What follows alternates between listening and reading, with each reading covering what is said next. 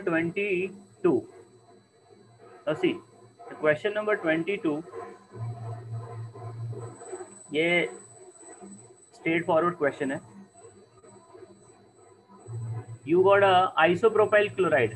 आपने लिया है isopropyl chloride, and in isopropyl chloride, what you are doing here? You are adding this CH3, CH, Cl bond, CH3. अब isopropyl chloride के अंदर add कर रहे हैं अल्कोहलिक KCN. तो जब आप अल्कोहलिक KCN ऐड करेंगे तो वो आपको क्या फॉर्म करके देगा? Cyanide. That is going to give you cyanide and CH3. ये हो गया आपका Y. This is a Y. And in the same compound you are adding something, and that something is giving you the isocyanide. तो उसने बोला X का value क्या है? X जो है वो आपका AgCN होगा. X is AgCN and Y they are asking Y is going to be the cyanide. तो आपका जो है राइट ऑप्शन यहाँ पे बनेगा D वाला. कौन सा बनेगा भाई? D. Is it clear to all of you? ये सब CET का क्वेश्चन है, उस लेवल के क्वेश्चन है. Now see the question number 23. Question number 23 है, थोड़ा सा इंटरेस्टिंग क्वेश्चन है. Now, which of the following upon treatment with a sodium tert butoxide followed by the addition of bromine. मतलब क्या है कि पहली बात तो आपको समझना सोडियम टर्ट ब्यूटॉक्साइड का फंक्शन क्या है. सोडियम टर्ट ब्यूटॉक्साइड जो होता है ये बहुत ही तगड़ा बेस होता है. Sodium tert butoxide is a very very strong base. और बेस का काम हमको पता ही है. बेस जो होता है it does the elimination. This is the base. और वो भी छोटा मोटा smaller, I mean weaker base नहीं है. This is stronger base. Okay. और बेस हमको पता है क्या करता है. Base does the elimination. Base हमेशा क्या करेगा? एलिमिनेशन करेगा. और एलिमिनेटेड जो प्रोडक्ट होता है वो हमेशा अनसैचुरेटेड कंपाउंड होता है. Unsaturated compound. अभी अनसैचुरेटेड कंपाउंड के अंदर अगर आपने ऐड कर दिया ब्रोमीन वाटर, तो ब्रोमीन वाटर का जो कलर है वो डीकलराइज हो जाएगा. अगर वो डीकलराइज नहीं हो रहा है, वो अपना yellow colour as it is maintain करके रख रहा है, जब आप उसके अंदर ब्रोमीन वाटर ऐड कर रहे हैं तो वो कंपाउंड सैचुरेटेड है. सो इसने क्या बोला? Water fails to decolourise. Fails to decolourise मतलब the compound which you are getting after the treatment with the sodium tert butoxide is a saturated compound. It is a saturated compound. तो देखिए, अगर आपने पहला वाला ऑप्शन में देखा, you got a cyclohexane. अब साइक्लोहेक्सेन में आपने ऐड कर दिया है methyl and then this is Br. Now जैसे ही आप इसके अंदर ऐड करेंगे sodium tert butoxide CH3, CH3, CH3, ONA. तो ये पहली बात तो स्प्लिट हो जाता है Na प्लस एंड पूरा का पूरा ये जो है माइनस बन जाएगा. This will get splitted into this Na plus and CH3, CH3, CH3O minus. अब ये O माइनस का काम क्या है भाई? ये जो है बीटा कार्बन से हाइड्रोजन निकालेगा. This OH minus is going to take a, because this is acting as a base, very very strong base. तो ये बीटा कार्बन से हाइड्रोजन निकालेगा और वहां से जाके सब्स्टिट्यूशन कर देगा, अगर वो पॉसिबल है तो वो करेगा. देखिए यहाँ पे ये जो आपका हेलोजन लगा है वो जिस कार्बन को लगा है दैट इज अल्फा, और उसके बगल में कोई बीटा कार्बन नहीं है. तो बेसिकली क्या होगा, यहाँ से Br वैसे अच्छा लिविंग ग्रुप होता है, तो यहाँ से Br निकलेगा and that is going to give you the positive charge. वो क्या करेगा? वहाँ पे पॉजिटिव चार्ज का क्रिएशन करके चला जाएगा. और जैसे ही वहाँ पे पॉजिटिव चार्ज बनेगा, ये जो O माइनस है ये भाई इसके ऊपर अटैक कर देगा. वैसे यहाँ पे पॉसिबिलिटी अटैक करने की, मतलब ये दो काम कर सकता है. एक तो सब्स्टिट्यूशन कर सकता है या तो एलिमिनेशन कर सकता है. एलिमिनेशन तब प्रीफर किया जाएगा जब सामने वाला बंदा भी बल्कि हो और मैं भी बल्कि हूँ. मतलब दो बल्कि ग्रुप आपस में जब इंटरेक्ट करते हैं ना, तो सब्स्टिट्यूशन करना डिफिकल्ट है, वहां से एलिमिनेशन का चांसेस ज्यादा हो जाता है. तो ये जो है आपको फॉर्म करके दे देगा ये product, this O bond CH2O tert butoxide. Tert butoxide. Okay.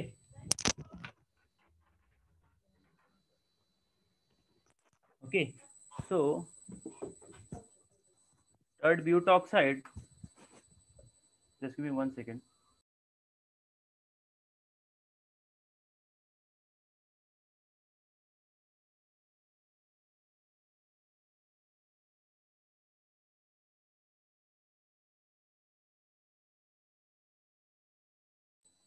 हाँ, तो यहाँ पे जो है ये प्रोडक्ट मिल, अब इसके अंदर जब आप ब्रोमीन वाटर ऐड करेंगे ना, तो ब्रोमीन वाटर जो है ये इसके ऊपर काम नहीं कर पाएगा कुछ, it is not going to do any work.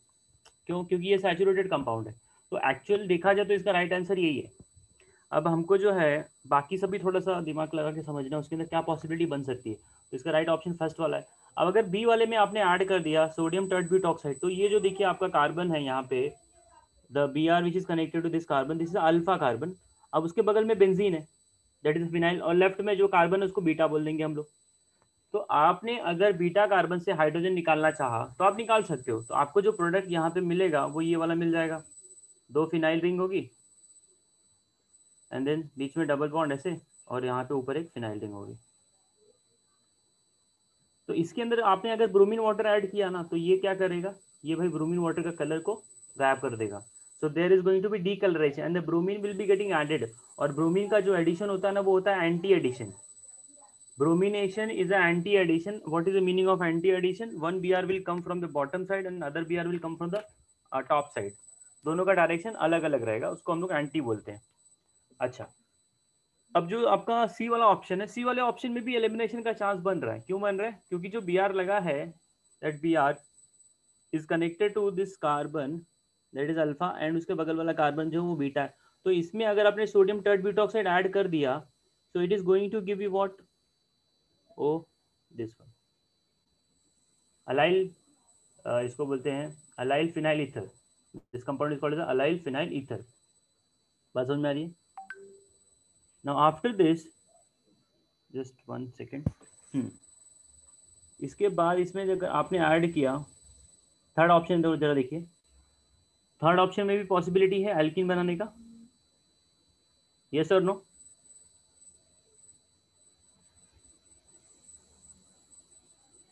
Third वाला जो प्रोडक्ट मिलेगा आपको, ये भी आपको एल्किन दे सकता है।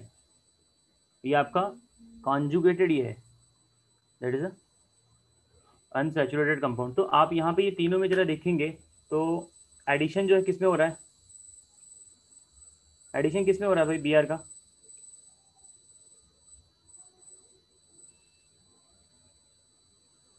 Addition of Br is happening in which of the compound? I'm not able to listen anyone if anybody is speaking.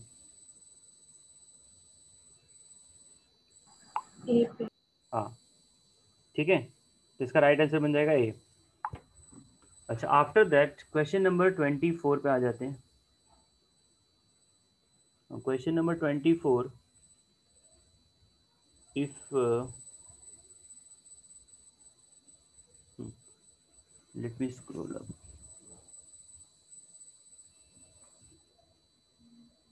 आकांक्षा जो है, ओके ठीक है, नाउ विल एक्सप्लेन वंस मोर।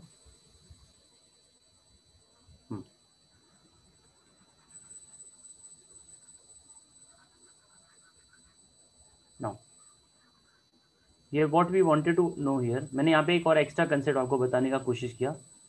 देखिए, सबसे पहली बात तो उसने ये बोला है कि आपने किस कंपाउंड में ऐड करना है। तो आप सोडियम टर्टब्यूटॉक्साइड ऐड करेंगे, उसके बाद आप ऐड करेंगे ब्रोमीन वाटर।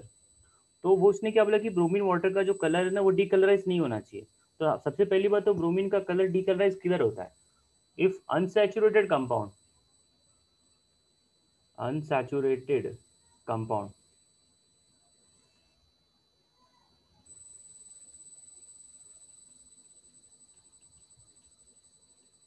अनसैचुरेटेड कंपाउंड के पास आपने ऐड कर दिया bromine water.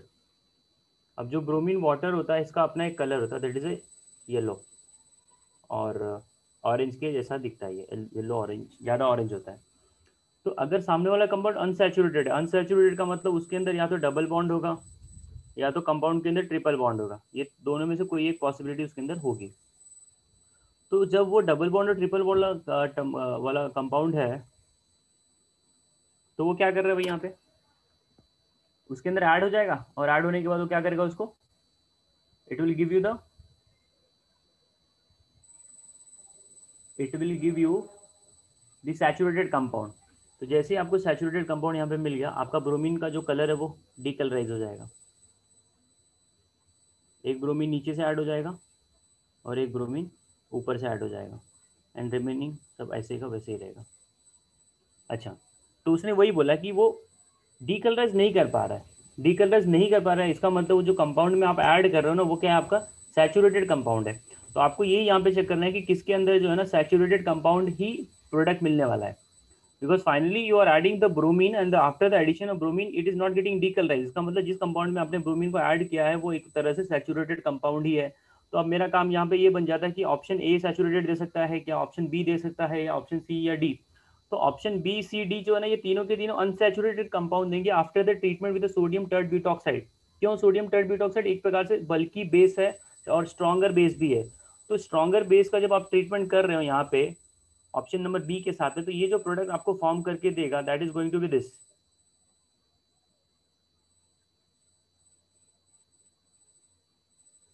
So this is going to be your final double bond के साथ वाला product.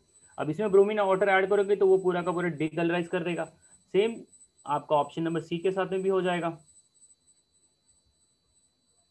So this is going to give this product. अब ये कैसे आ रहा है, वो बीटा एलिमिनेशन से हो रहा है, यहाँ से बी आर निकल रहा है, हर जगह से बी आर गायब हो जाएगा, उसके अल्फा कार्बन से उसके बीटा कार्बन से हाइड्रोजन एंट्री मार ले रहा है।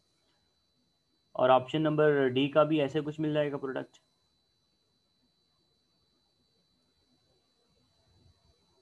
ओके, अब जो ऑप्शन वन है वो भाई एलिमिनेशन नहीं प्रीफर कर पा रहा है, वो सब्स्टिट्यूशन को प्रमोट कर रहा है, क्योंकि यहाँ पे बीटा कार्बन के पास पहली बात तो बीटा कार्बन ही नहीं है। तो जब आप इसका स्ट्रक्चर देखते हो, दिस इज ए स्ट्रक्चर, तो यहाँ से बी आर निकलेगा और सामने पॉजिटिव चार्ज का क्रिएशन होगा, और वो जो आपका टर्ट ब्यूटॉक्साइड आयन है that is CH3 O minus, ये क्या करेगा भाई, इसके ऊपर अटैक कर देगा। तो बोलने का मतलब आपको बी आर की जगह पे आपने क्या लगा देना है, टर्ट ब्यूटॉक्साइड आयन लगा देना है। तो ये आपका ब्रोमीन वाटर को कंज्यूम नहीं कर पाएगा। तो इसका मतलब ये एक तरह से क्या है, आपका फाइनल आंसर है इसका। ठीक है भाई, समझा आप लोगों को? Yes, sir. आफ्टर दिस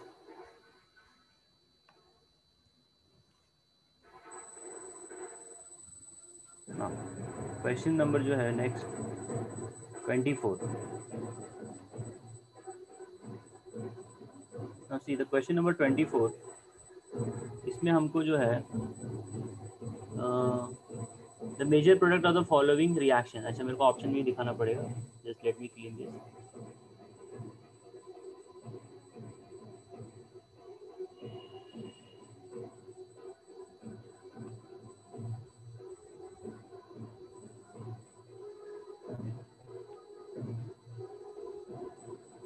पहले मैं यहाँ पे रिएक्शन लिख देता हूँ।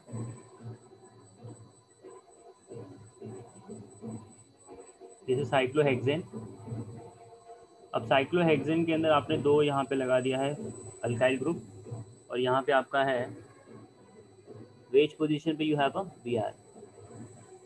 इन शॉर्ट ये एक प्रकार से क्या आपका अल्काइल हाइलाइट है, और आपने उसके अंदर क्या ऐड किया है, NaOMe that is sodium methoxide and the solvent is here MEOH that is a methyl alcohol, वो as a proton donating solvent है CH3OH। अच्छा, अभी यहाँ पे जो है एलिमिनेशन प्रीफर किया जाएगा, here we are going to get a eliminated product. तो इसका जो ऑप्शन है, देखो ऑप्शन नंबर वन जो है सब्स्टिट्यूशन है, क्या है भाई, ऑप्शन नंबर वन में सब्स्टिट्यूशन हो रहा है। जस्ट 1 मिनट,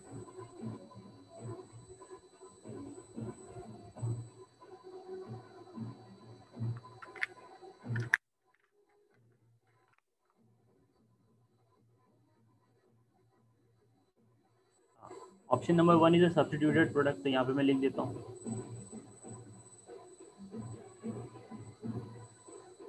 अच्छा, अभी जो ये आपको मिथॉक्सी दिख रहा है यहाँ पे, वो कहाँ पे दिख रहा है भाई, वो सामने की तरफ है कि पीछे की तरफ है?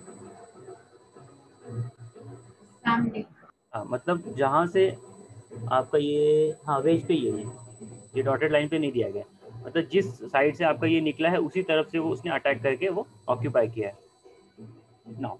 तो ये एक प्रकार से आपका इस ग्रुप पे गया OMe। नाउ बी में जो है आपका है elimination and we are getting this product. जो आपका ऑप्शन सी और डी है,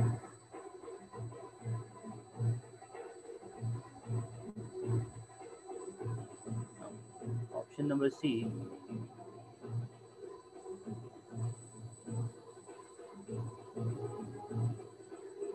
और ऑप्शन नंबर डी, डी का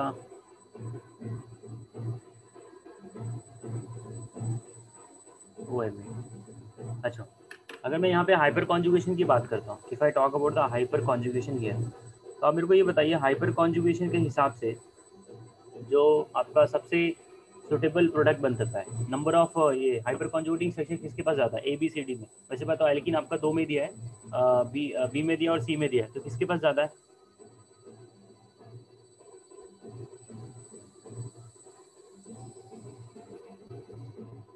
किसके पास ज़्यादा है, जल्दी बोलिए। मैंने यहाँ पे स्ट्रक्चर बना के रखा है ए बी सी डी का, आप ऑप्शन नहीं देख पाते रहेंगे। तो ये आपका ए है, ये आपका बी है, ये आपका सी है और ये आपका डी है। तो बोलिए, जल्दी से बोलिए सबसे ज़्यादा हाँ, हाइपर कॉन्जुगेशन किसके पास ज़्यादा है? बी के पास हाइपर कॉन्जुगेशन कितना आ रहा है? अल्फा हाइड्रोजन कितना है बी के पास?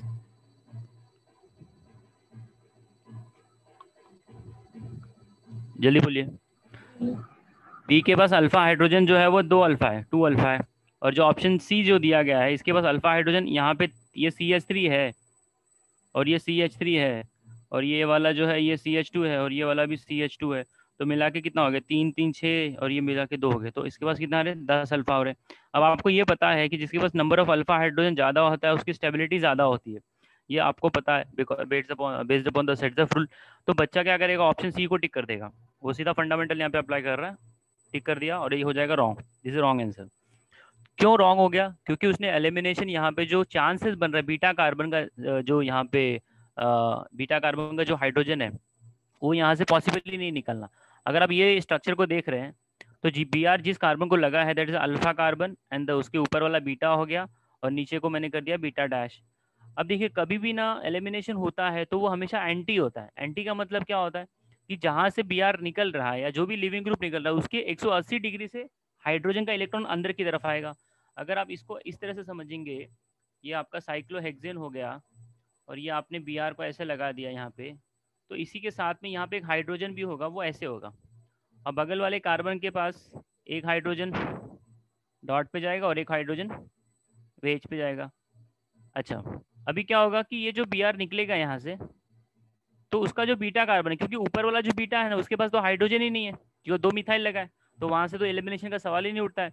तो जो नीचे वाला बीटा डैश है, ये बीटा डैश उसको मैंने कर दिया, तो ये वेज वाला जो है बी आर निकल रहा है तो डॉटेड वाला हाइड्रोजन का इलेक्ट्रॉन अंदर की तरफ आएगा और वहां से H+ निकल जाएगा।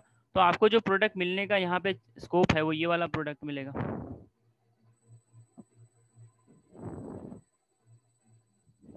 समझा आपको? तो राइट ऑप्शन इसमें से कौन सा दिख रहा है आप लोगों को भी? बी है, ठीक है भाई, the B is the right option here. अच्छा, अभी इसके बाद जो structure number question number 25, you can do this. 2-iodohexane are heated with the potassium hydroxide in ethanol. So what is the product here? Quickly, if anybody can tell me. Elimination है ये, क्या ये? This is also elimination. क्या बन सकता है यहाँ पे?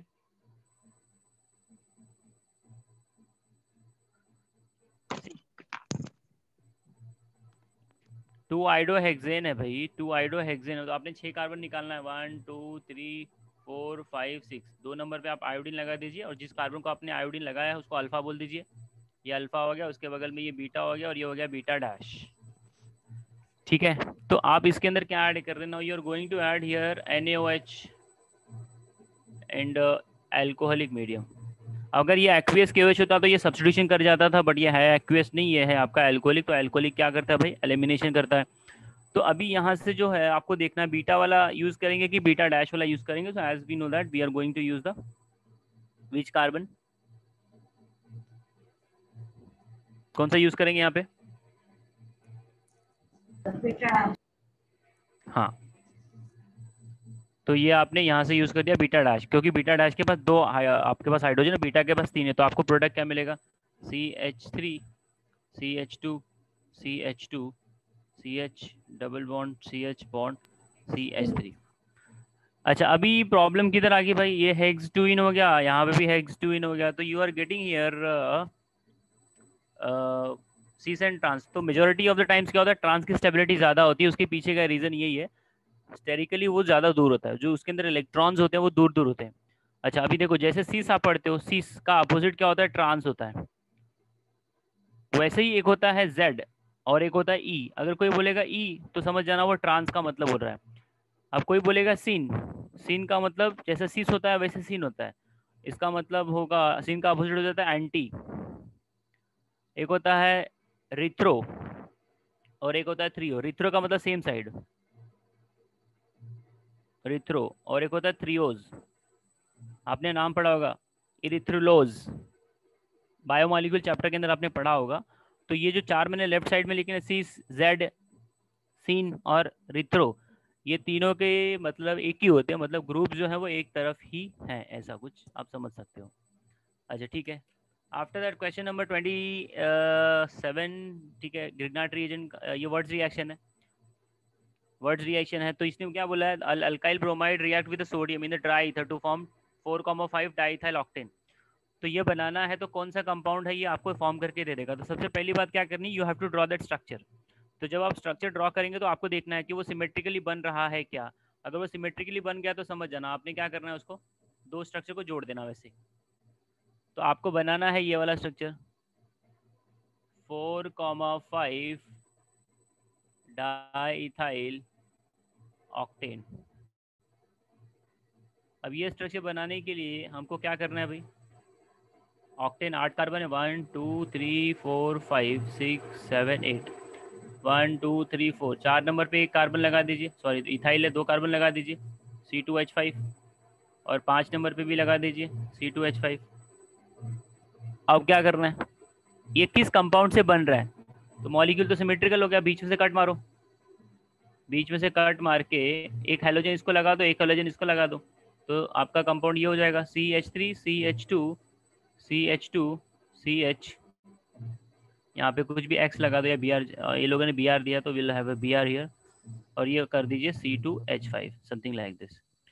So you can have here how many carbon from the one side, 2 3 4 5 6। तो एक जो स्टार्टिंग वाला कंपाउंड उसमें 6 कार्बन है, there are 6 carbon from the one side.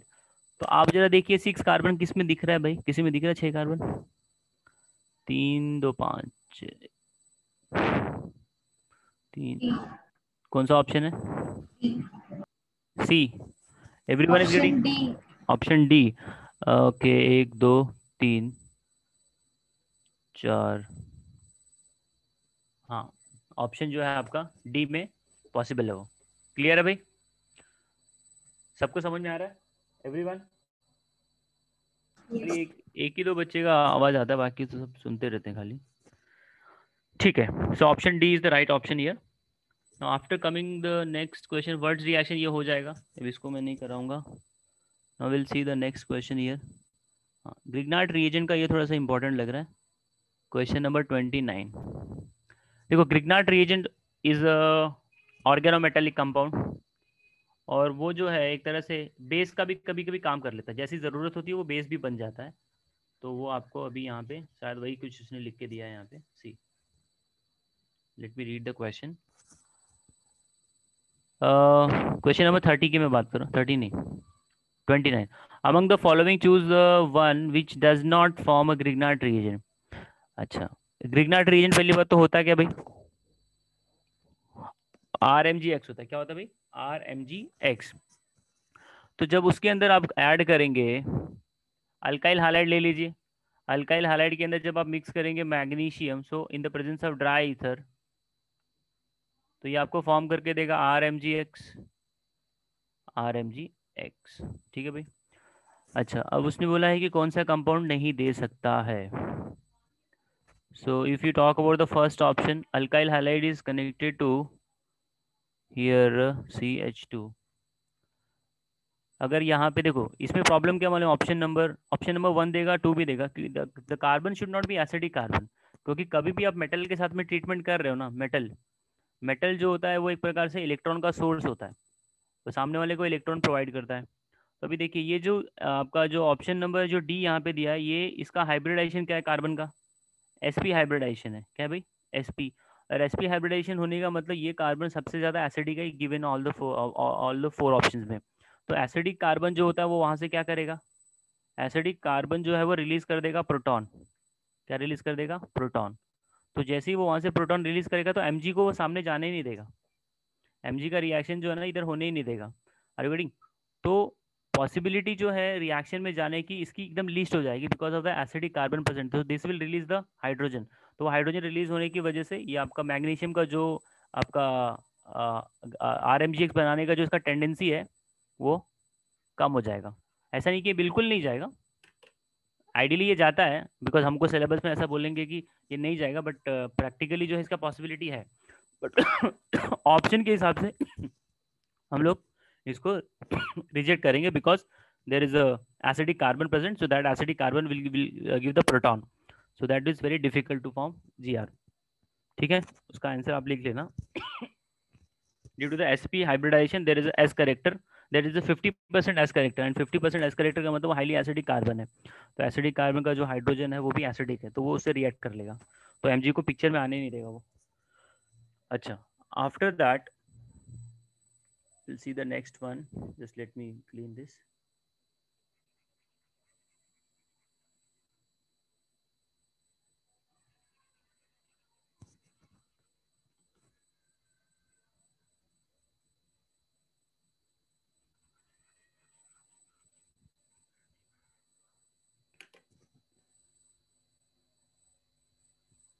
Question जो है अगला देखते हैं हम लोग।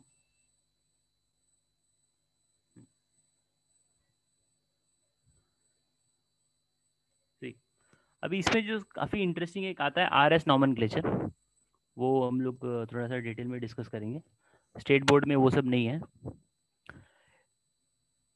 विच of the following molecules like chiral, तो ये तो बहुत सिंपल सा क्वेश्चन है, ये हो जाएगा। You have to just look after which is having the 4 different atmosphere. Now the number of asymmetric carbon atom, asymmetric carbon atom का मतलब क्या होता है भाई? कायरल सेंटर ही होता है। In 2,3,4 trichloropentane, this is also very simple question, तो इसको भी मैं नहीं कराऊंगा, मैं सीधा भी जा रहा हूँ क्वेश्चन नंबर, हाँ 35 पे।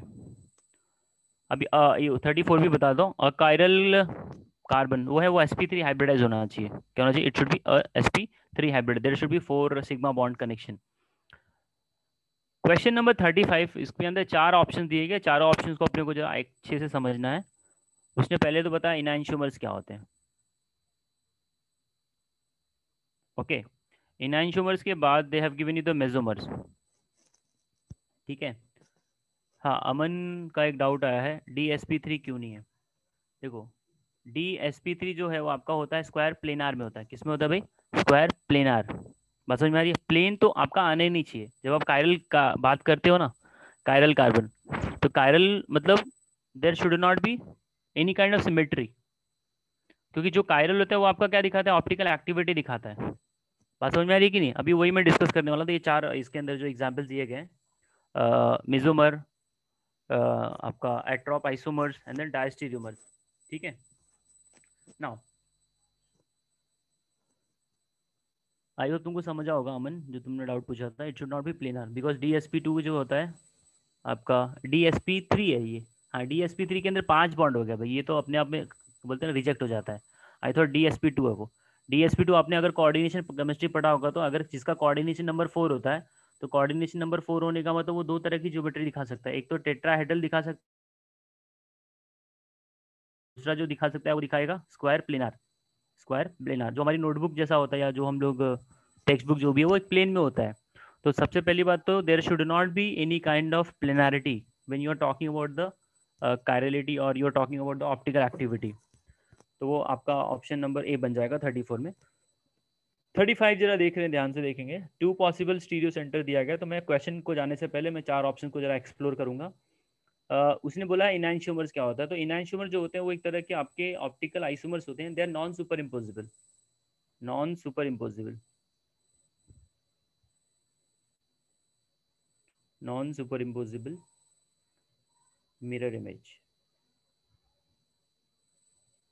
ओके, उसको हम लोग बोलते हैं enantiomers, we call them as enantiomers. अच्छा, इसके बाद जितने भी आपके इनैंशियोमर्स बनते हैं वो पेयर जो होता है उसको हम लोग डेक्स्ट्रो एंड लिवो बोलते हैं, डी और एल पेयर। जैसे कोई बोलते हैं 2 क्लोरोब्यूटेन है, तो 2 क्लोरोब्यूटेन का आपका एक डेक्स्ट्रो फॉर्म होगा और एक लिवो फॉर्म होगा। तो डेक्स्ट्रो और लिवो का जो पेयर बनेगा उसको मैं बोलूंगा ये एक तरह से इनैंशियोमर्स है। अच्छा, अब मीजोमर्स क्या होता है भाई? आपने टार्टेरिक एसिड का नाम सुना है? टार्टेरिक एसिड का स्ट्रक्चर कुछ इस प्रकार होता है, COOH, COH, H, COH, H, COOH। Now you can see here there is a 2 chiral center। इसके अंदर आपको 2 chiral center दिखते होंगे, ये ऊपर वाला और ये नीचे वाला। अब ये दोनों कायरल सेंटर में अगर कोई बोलेगा इसका नंबर ऑफ आइसोमर तो बनने का, तो ये 4 बनाएगा, ठीक है, इसका फॉर्मूला है। तो यहाँ पे जो है कोई सोचेगा ये ऑप्टिकल एक्टिविटी भी दिखा रहा है क्या, तो बच्चा बोलेगा यस सर ये दिखाएगा, क्यों नहीं दिखाएगा। बट आइडियली ये नहीं दिखाता है। क्यों नहीं दिखाता? बिकॉज ये मॉलिक्यूल को जब आप बीच में से कट मार देते हो, ऐसे बीच में से एक लाइन पास करते हो, तो इसका ऊपर का हिस्सा और नीचे का हिस्सा जो है वो इक्विवेलेंट हो जाता है, सेम हो जाता है, मतलब ये सिमेट्रिकल स्ट्रक्चर है। तो कोई भी अगर आइसोमर बनना चाहता है, जो कोई भी ऑप्टिकल एक्टिविटी दिखाना चाहता है, तो उसके अंदर जो है ना ये नहीं आना चाहिए, क्या, इनी सिमेट्री। सिमेट्री मतलब plane, centre, axis. There should not be element of symmetry. एक भी एलिमेंट की सिमेट्री नहीं आनी चाहिए। एलिमेंट मतलब या तो वो ये सेंटर ऑफ सिमेट्री ना आए, या तो फिर प्लेन ऑफ सिमेट्री ना आए, या तो फिर उसके अंदर एक्सिस ऑफ सिमेट्री ना आए। तो जिस कंपाउंड के अंदर प्लेन ऑफ सिमेट्री आ जाती है, in spite of having the chiral centre, they are called as the mesomers. उनको हम लोग क्या बोलते हैं भाई? मेसोमर्स बोलते हैं। डायस्टेरियोमर्स किसको बोला जाता है? The optical isomers which are non super impossible, which are not mirror image of each other. जैसे कोई बोल दे cis butene and the trans butene, cis butene and the trans butene. तो सिस ब्यूटीन और ट्रांस ब्यूटीन का जो pair है, जो रिलेशनशिप है, वो आएगा under the heading of diastereomer, ठीक है। डेक्स्ट्रो लिवो के पेयर को बोला जाता है इनैंशियोमर। सिस एंड ट्रांस के पेयर को बोला जाता है डेक्स्ट्रो लिवो के पेयर को बोला जाता है इनैंशियोमर। सिस एंड ट्रांस के पेयर को बोला जाता है डायस्टेरियोमर। ये आप जरा नोट डाउन अपने बुक में कर लीजिएगा। अब मुद्दे ये लास्ट वाले पे आ जाते हैं, एट्रोप आइसोमर्स किसको बोलते हैं? एट्रोप आइसोमर का कंसेप्ट आपको आगे वाले क्वेश्चन में शायद दिख जाएगा। हाँ, ये स्ट्रक्चर जो दिख रहा है इसमें एट्रोप आइसोमरिज्म दिखेगा। अब ये होता क्या है देखो, atrop isomerism is something like a ortho effect, something like a ortho effect. अब देखिए, हाँ ज्योमेट्रिकल आइसोमेरिज्म ही होते हैं वो, बात तो सीस एंड ट्रांस बनते हैं, ठीक है, हाँ बराबर है। एट्रोप आइसोमेरिज्म किसे कहा जाता है? ये देखिए, जैसे आपके पास 2 फिनाइल रिंग आपस में ज्वाइंट है, 2 फिनाइल रिंग आपने आपस में ज्वाइंट करके रखी है, तो उसका जो ऑर्थो ग्रुप है, ऑर्थो पोजीशन है, ऑर्थो पोजीशन के ऊपर आपने क्या कर दिया, कोई बल्कि ग्रुप लगा दिया, XYZ कुछ भी लगा दिया आपने, ठीक है, कुछ भी यहाँ पे आ जाएगा। तो ऐसे में जस्ट बता ऑर्थो।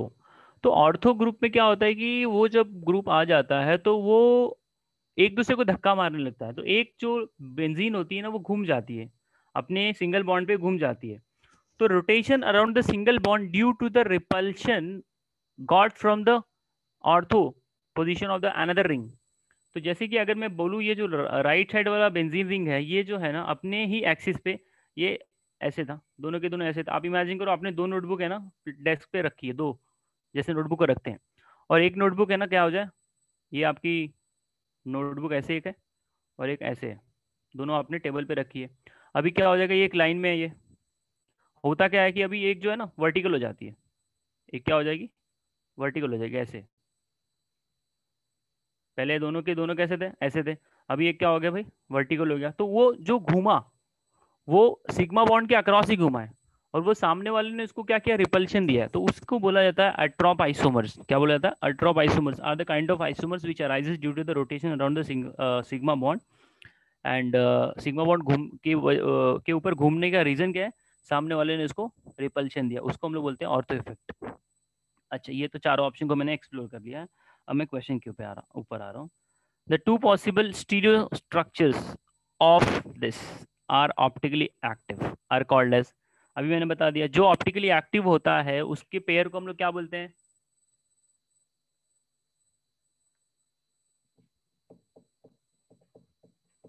क्या बोलते हैं भाई? Enantiomers.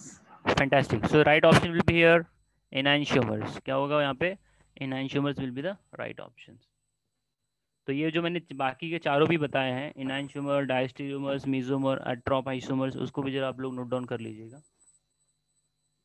ठीक है, इसे आगे ज़रूरत लगेगा, आगे बताऊंगा मैं, टेंशन नहीं है. हाँ. Now will see the next one. Question number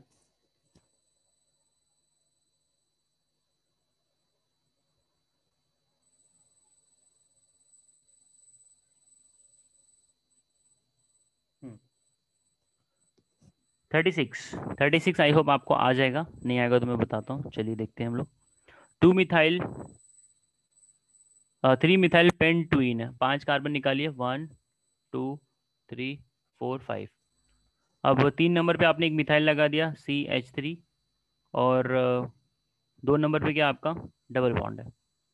now what you are doing here, you are doing the reaction in the presence of HBr and forms the addition product the first. अच्छा, ये follow करेगा आपका anti Markovnikov rule. It is going to follow the anti Markovnikov rules, that you know that, because HBr है और यहाँ पे presence of peroxide दिया गया और ये कंपाउंड भी अनसिमेट्रिकल है. तो जब आप इसके ऊपर HBr ऐड करेंगे तो it the negative part of the reagent will go to that carbon which have more number of hydrogen. तो more number of hydrogen किसके पास है? अक्रॉस से डबल बॉन्ड ये वाले के पास है, जो रेड वाला है. इसके पास तो एक भी हाइड्रोजन ही नहीं है, तो Br उसी के पास जाएगा.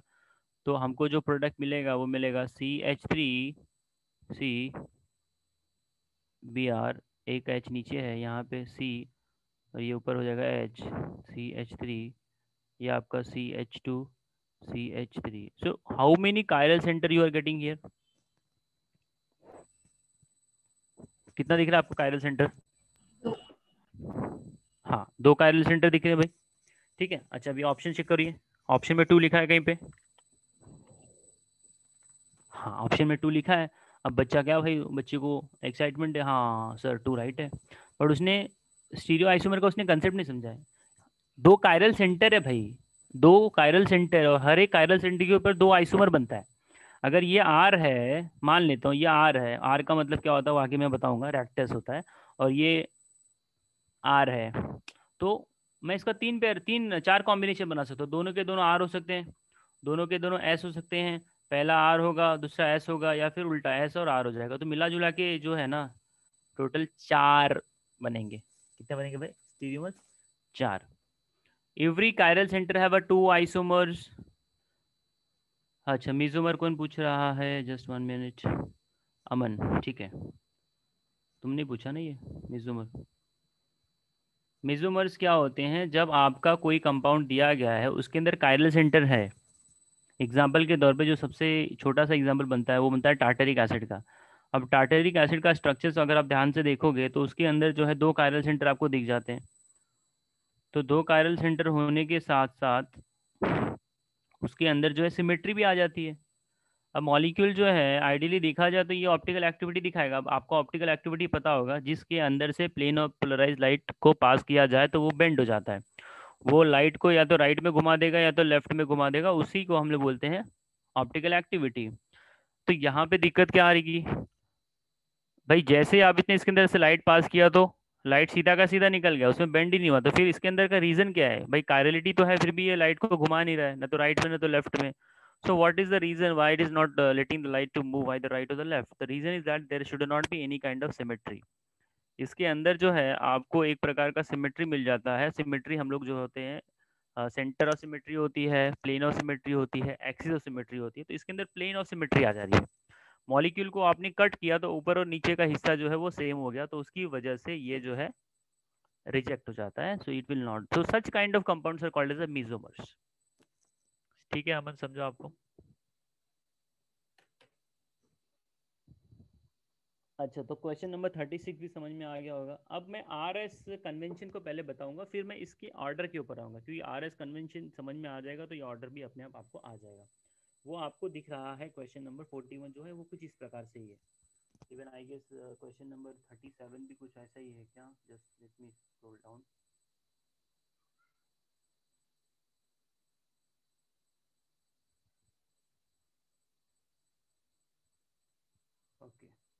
No, I will explain the question number 38 also. That is very very important question. Sir हाँ सर थोड़ा जोर से बोलो ना. ओके ओके ओके हाँ क्वेश्चन नंबर 38 नीट का क्वेश्चन है 2016. That is very very important. और इसके साथ साथ में 39 और आर एस नॉमेनक्लेचर भी इंपॉर्टेंट है. तो ज़रा एक एक करके समझ लेते हैं. सी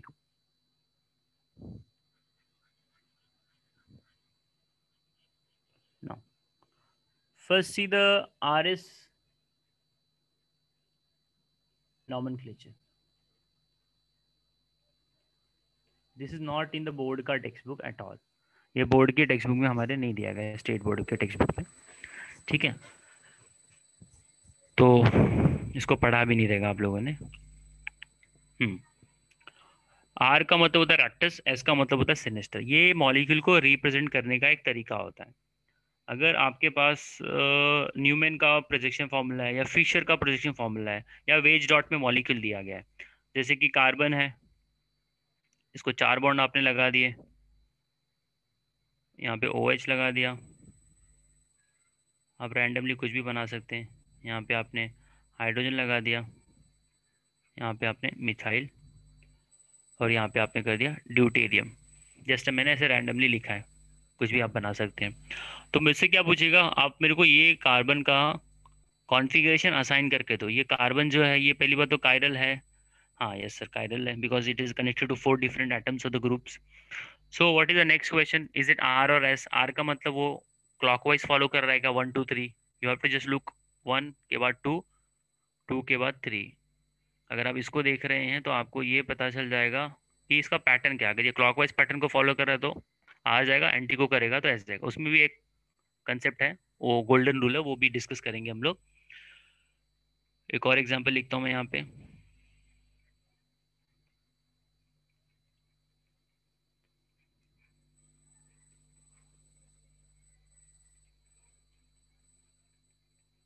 नाउ तो मैं पहले येलो वाले को सॉल्व करूंगा, फिर रेड वाले पे आऊँगा. सेकंड वन को पहले करूंगा, फिर फर्स्ट पे आऊँगा मैं. See you have to see the point of attachment. Point of attachment का मतलब आपको पूरा का पूरा जो है ना ग्रुप नहीं देखना, आपको देखना है कि कौन सा एटम जो है वो कार्बन से कनेक्टेड है. तो सेंटर में कार्बन है, उसके एक तरफ ऊपर ड्यूटेरियम है, नीचे राइट साइड में फ्लोरीन है, बॉटम में आपका हाइड्रोजन है, और इधर मिथाइल है. तो आप मेरे को बताइए सबसे ज़्यादा एटॉमिक नंबर किस कार्बन का होता है. The one which is the most heavy atom. Fluorine का एटॉमिक नंबर 9 होता है, तो उसका वजन जो है वो 19 ग्राम हो जाता है, लगभग 20 भी आप मान सकते हो. तो एक नंबर आप फ्लोरीन को दोगे. फ्लोरीन के बाद सबसे वजन एलिमेंट कौन सा है इसमें, कार्बन है, बिकॉज हाइड्रोजन तो 1 है, ड्यूटेरियम उससे थोड़ा सा वजन होता है. तो कार्बन को 2 मिलेगा, हाइड्रोजन को 4 मिलेगा, और आपका ड्यूटेरियम को 3 मिलेगा. तो हमको 4 नंबर को देखना ही नहीं है, we are going to focus only 1 2 and 3. तो आप 1 2 को देखो और 3 की तरफ बढ़ते जाओ. तो ये जो पैटर्न जा रहा है, ये जो है ये साइक्लिक है. So I will call this is the R. This is the R. ठीक है. अच्छा, अभी इसमें जो है एक कंसेप्ट आ जाता है, 1 और 2 सेम है. अच्छा ठीक है, देख लेता हूँ मैं क्या है. 1 और 2 सेम है. किधर सेम है मेरे भाई, यहाँ पे OH लिखा है मैंने, यहाँ पे मैंने क्या ऐड किया है, फ्लोरीन ऐड किया है. ठीक है, 1 यहाँ पे फ्लोरीन लगाया, यहाँ पे OH है. और वैसे भी मॉलिक्यूल दिख रहा है सेम है, बट उसका ओरिएंटेशन आगे पीछे है. अभी हम लोग इसके ऊपर आ जाते हैं, और मैं इसमें आपको रूल भी बताऊंगा. हाँ रूल यहाँ पे जो है गोल्डन रूल. गोल्डन रूल ये इसका क्रीम कंसेप्ट है. अभी गोल्डन रूल ये बोलता है कि जो आपका लीस्ट प्रायोरिटी का ग्रुप है, लीस्ट प्रायोरिटी का ग्रुप मतलब समझते हो, 4 नंबर का ग्रुप. लीस्ट प्रायोरिटी ग्रुप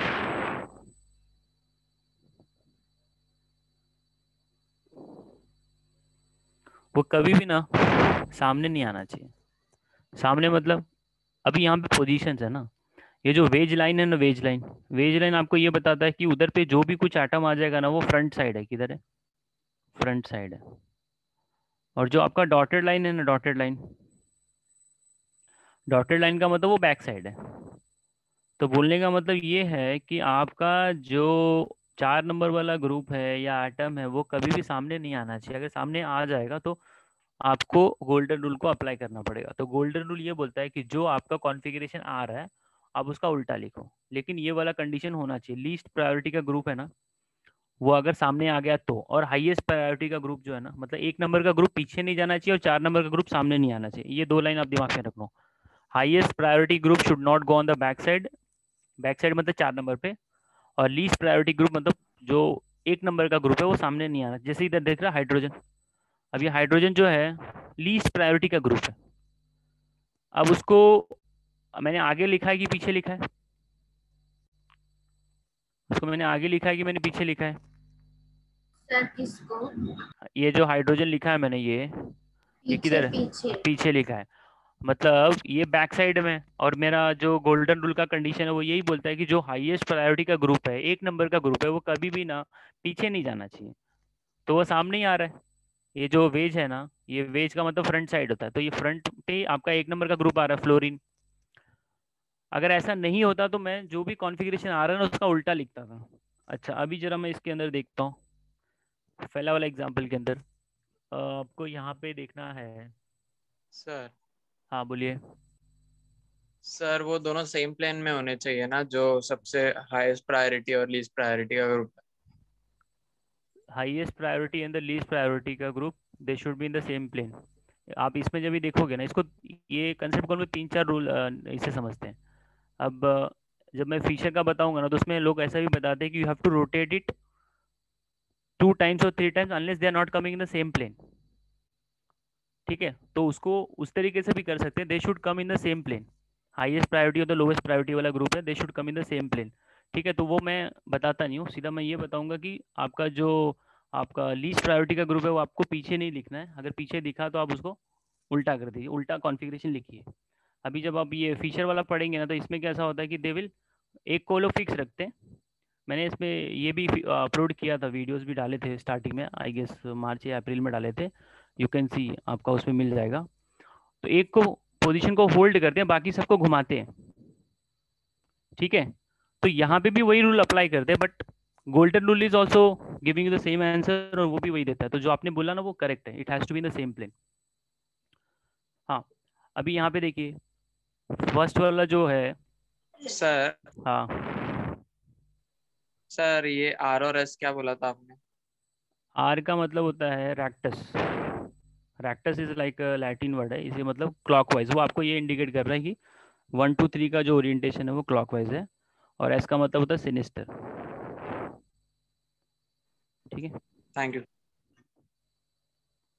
अच्छा, अब जरा इसके ऊपर आ जाते हैं हम लोग, पहले वाले के ऊपर। अब पहले वाला जो एग्जाम्पल है, 1 नंबर का प्रायोरिटी जो ग्रुप है वो कौन सा है आपका? ऑक्सीजन है। ठीक है, 2 नंबर आप किसको देंगे? मिथाइल को देंगे। 3 नंबर आप किसको देंगे? ड्यूटेरियम को देंगे। अब मेरा काम है 1 2 3 को फॉलो करना। 1 नंबर के बाद मैं जाऊंगा सीधा 2 के पास, 2 के बाद मैं जाऊंगा सीधा 3 के पास। अब मेरे को इसको देख के क्या लग रहा है, 1 2 3 जो है ये तो सर आवाज कम हो गया आपका। हाँ, सबके लिए कम हुआ क्या आवाज़? हाँ मैं वैसे ही तो बात कर रहा हूँ। ठीक है। Now what I am going to do here, अभी मैं 1 2 एंड 3 को फॉलो करूंगा। तो 1 के बाद 2, 1, 1 के बाद 2 एंड 2 के बाद 3, तो ये जो है ये एंटी क्लॉकवाइज आ रहा है, तो इसको मैं आइडियली क्या लिख दूंगा? एस लिख दूंगा।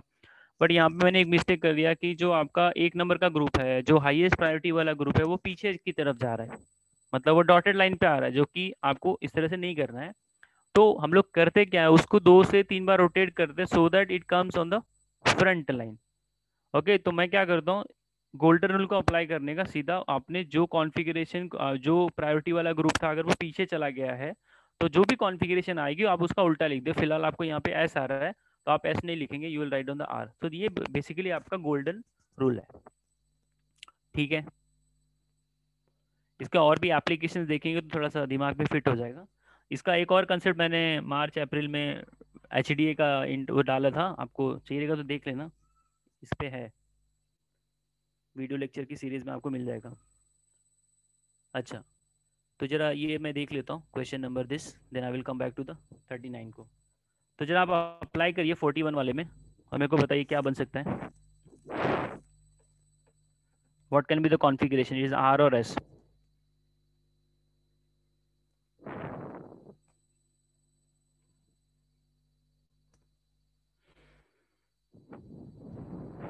क्या बन सकता है भाई? किसी को आ रहा है तो बताइए। नोटबुक में पहले तो स्ट्रक्चर बना लो।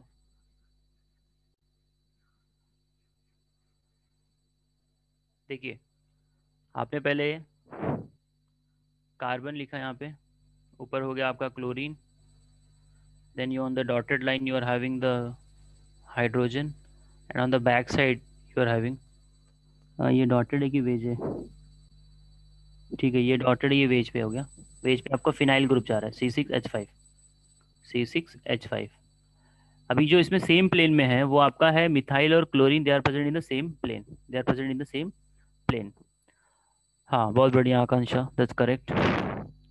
अच्छा अभी मेरे को क्या करना है, I will just right on the 1 2 3। अब 1 किसको देना आप बताइए, कौन से एटम को आप 1 देंगे? Fantastic, chlorine will be given the first priority. After the chlorine, which one will be the first one, second one? अच्छा अभी इधर पे क्लैश हो गया, क्लैश हो गया क्योंकि इधर पे भी कार्बन है और इधर पे भी कार्बन है। तो बेसिकली ये जो C6H5 है ना, इसका स्ट्रक्चर मैं फिर से यहाँ पे बना रहा हूँ तो आपको और क्लियर हो जाएगा इसको कैसे हम लोग फॉलो करते हैं। ये कार्बन है,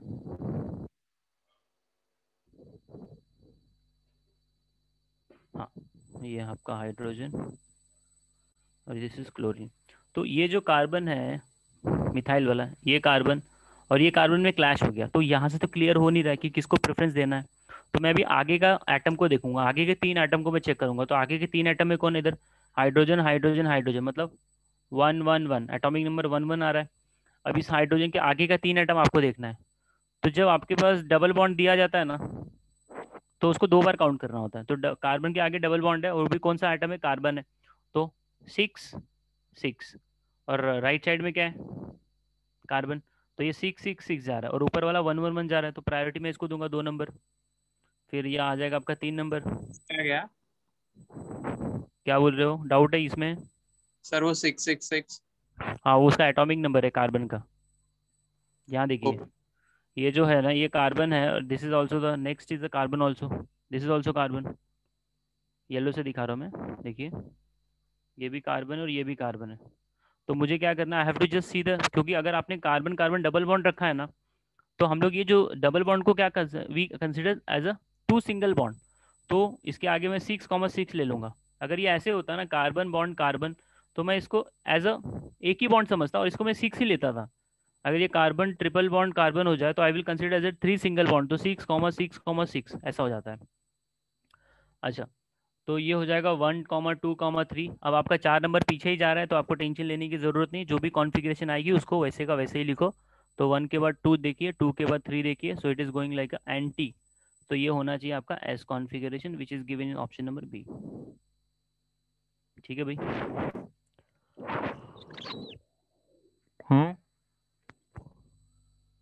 बात समझ में आई सबको? अच्छा अब मैं जरा ऊपर वाले पे चले जाता हूँ, क्वेश्चन नंबर 39 पे। चलो नीट का क्वेश्चन है आई गेस ये, हाँ नीट का क्वेश्चन है। Which of the following biphenyl is optically active. देखो सबसे पहली बात तो ऑप्टिकली एक्टिव होने के लिए उसमें आपके लिए आप बताइए कि उसमें से कौन सी कंडीशन होनी चाहिए। कोई भी कंपाउंड अगर ऑप्टिकली एक्टिव बनना चाहता है तो आपके हिसाब से उसमें अंदर कौन कौन से कैरेक्टर्स दिखने चाहिए? सबसे पहले काइनेटिक होना चाहिए। हाँ बहुत बढ़िया, और सिमेट्री नहीं होनी चाहिए। फैंटास्टिक। तो अभी कैसा ना कि कायरलिटी अपने को देखना ही नहीं, हमको जस्ट यही देखना है। बहुत सारे ऐसे मॉलिक्यूल्स हैं, अगर मैं बोलूँ ना कोई इमेज है, इमेज अगर मैं बोलूँ ये हमारे पास ये जो मैंने सर्कल निकाला है, ये इसको मैंने ऊपर का हिस्सा जो है ना रेड कर दिया और नीचे का जो है मैंने येलो कर दिया। अब मैं क्या करूँगा, इसका मैं मिरर इमेज लूँगा। तो मिरर इमेज लेने के बाद क्या हो जाएगा ना, वो वही का वही बनाएगा। अब ऊपर वाला रेड का रेड रहेगा, नीचे वाला येलो का येलो रहेगा। अब आपसे पूछेगा ये जो इमेज बन रहा है या ये जो ऑब्जेक्ट है ये कायरल है कि अकायरल है। तो मैं बोलूँगा सर इसमें तो 4 एटम नहीं आ रहा है, 4 बॉन्ड नहीं आ रहा है, तो कायरल अकायरल का सवाल ही किधर से हो रहा है। तो कायरल का डेफिनेशन मैंने क्या बताया था, ऑब्जेक्ट और उसका जो मिरर इमेज है वो नॉन सुपर इम्पोजिबल होना चाहिए। Object and the mirror should be non super imposable. तो ये जब आप इसके ऊपर उठा के रखोगे ना तो ये मैच कर जाएगा। तो this is achiral, this is achiral. जैसे आपने राइट हैंड का ग्लव्स लिया है और लेफ्ट हैंड का ग्लव्स लिया है, या आपने दाहिने हाथ को बाएं हाथ के पाम के ऊपर रखा, तो वो मैच नहीं करेगा ना, थम्स विल बी आउटसाइड। तो इसका मतलब वो हैंड जो है ना वो कायरल है। इवन जो आपका राइट स्लीपर होता है या राइट सॉक्स होते हैं, वो लेफ्ट वाले सॉक्स को अगर आपने उसके साथ में मैच किया तो वो मैच नहीं करता है। तो उस तरह के ऑब्जेक्ट को हम लोग कायरल बोलते हैं। ऑब्जेक्ट्स आर कायरल और chiral, it is getting decided upon its mirror image. If the mirror image is getting superimposed on its object, then I will call it is a achiral. अगर वो match नहीं करेगा तो मैं उसको बोलूंगा chiral. तो सबसे पहले आपको देखना है किसके अंदर सिमेट्री नहीं है। तो ऊपर वाला जो है ना, ये जो है आप यहाँ से इसको पास करेंगे ऐसे, तो ये बीच में से आप इक्वल डिस्टेंस ऊपर जा रहे हो नीचे जा रहे हैं, तो दोनों के साइड से आपको एक ही ग्रुप मिल रहा है, that is a iodine. Iodine ऊपर भी मिल रहा है और आयोडीन नीचे भी मिल रहा है। तो इसका मतलब इसमें आ गया सेंटर ऑफ सिमेट्री, COS। क्या आ गया भाई? Centre of symmetry. After that इस जो ऑप्शन नंबर बी है, इसको जब आप कट मारेंगे ऐसे, तो ऊपर का हिस्सा और नीचे का हिस्सा क्या है? इक्विवेलेंट है। क्या भाई? इक्विवेलेंट। जो जितना पोर्शन ऊपर जा रहा है उतना ही पोर्शन नीचे भी आ रहा है। सो दिस इज ऑल्सो, इसके अंदर क्या आ रहा है? POS आ जा रहा है। क्या आ जा रहा है भाई? POS। अच्छा, अभी इसमें क्या है कि आप यहाँ पे कोई एटम होगा, ये दोनों के दोनों कैसा है? प्लेन में। क्या भाई? प्लेन में। तो यहाँ पे हाइड्रोजन है और यहाँ पे भी हाइड्रोजन है। तो जब आप इसको बीच में से ऐसे पास करेंगे तो वो सेम एटम्स को ऊपर नीचे मिल जा रहा है। तो इसके अंदर भी क्या आ रहा है भाई? सेंटर ऑफ सिमेट्री आ रही है। अच्छा, अब बच्चा को बोलेगा सर इसमें क्या दिक्कत है, फिर इसको तो मैं कट कर देता हूँ। ऑप्शन जो डी है, अगर मैंने उसको ऐसे कट किया ऊपर से ऐसे, तो बच्चा बोलेगा सर राइट और लेफ्ट सेम हो गया। सही बात है, वो सही समझ रहा है, लेकिन उसने एट्रॉप आइसोमर का कंसेप्ट नहीं समझा है। एट्रॉप आइसोमर्स। अब एट्रॉप आइसोमर्स क्या बोलता है? वो ये बोलता है कि जो आपका ऑर्थो वाला ग्रुप है ना, सामने वाले रिंग को ना प्लेन के बाहर कर देगा। मतलब जो प्लेन हॉरिजॉन्टली प्लेन में, जो रिंग प्लेन के अंदर आ रही थी, जो हॉरिजॉन्टली लाई कर रही थी, अभी वो वर्टिकली हो जाएगी। सो it will be like this.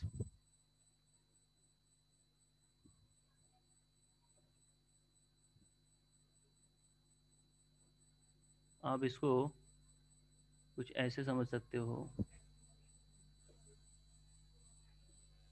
तो ये बेसिकली एक सिमेट्रिकल में नहीं लेगा। आप वो नोटबुक का जो एग्जांपल मैंने आपको दिया था, 2 नोटबुक ऐसे ऐसे थी।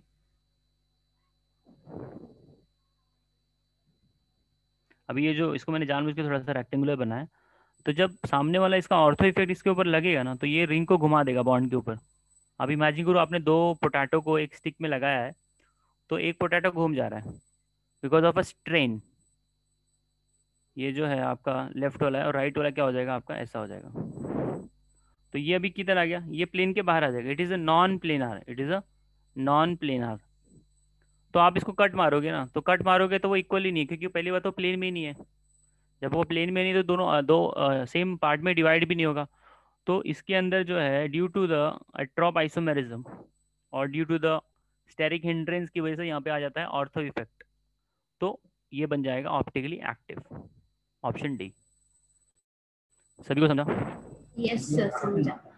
हाँ, तो ये थोड़ा सा इंपॉर्टेंट कंसेप्ट है। एक होता है ऑर्थो इफेक्ट भी होता है। ऑर्थो इफेक्ट में क्या होता है? वो जब आप एसिडिटी को जज करते हो तो वो टाइम पे हम लोग देखते हैं। अच्छा, अभी इसमें और भी बहुत सारे क्वेश्चंस हैं। थोड़ा सा आपको अपने साइड से भी आप लोग थोड़ा सा ये करते रहिए। मैं भी जस्ट एक बार गो थ्रू करूँगा which are the very very important this MCQ। तो वो मैं कमिंग सेशन में कवर अप कर रही ये फिनिश करूँगा। ठीक है एवरीवन, तो यहाँ पे हम लोग स्टॉप करते हैं। तो कमिंग सेशन जो है आई गेस टुमारो होगा, तो विल सी द टुमारो। ठीक है।